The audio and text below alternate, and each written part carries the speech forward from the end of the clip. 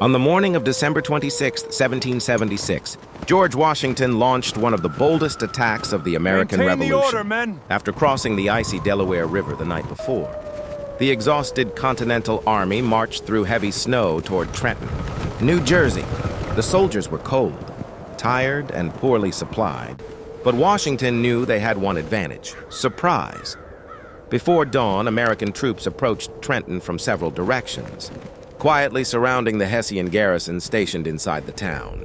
The Hessians were experienced German soldiers hired by Britain, and they had no idea that Washington's army was approaching through the winter storm. Then the first American musket volleys erupted. Hessian soldiers rushed into the streets, trying to organize their defenses as Continental troops advanced through the snow.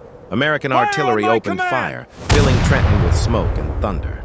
Continental soldiers moved from street to street, keeping pressure on the surprised defenders.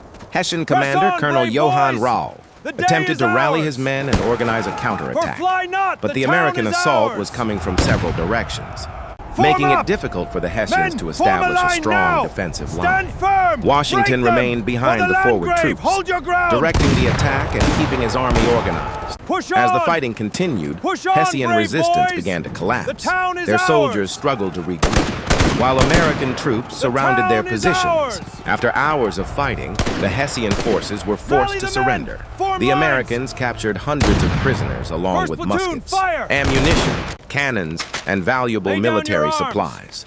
For Washington's exhausted army, the victory meant far more than captured equipment.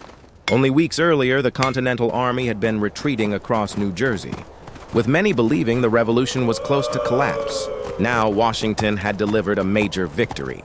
The Battle of Trenton restored confidence among American soldiers and supporters of independence, but Washington knew the British would respond.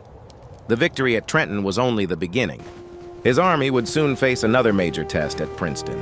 On the snowy streets of Trenton, the Americans had finally proven that Washington's army could still fight and win. Subscribe for Part 14 as Washington fights the Battle of Princeton and continues the fight to keep the revolution alive.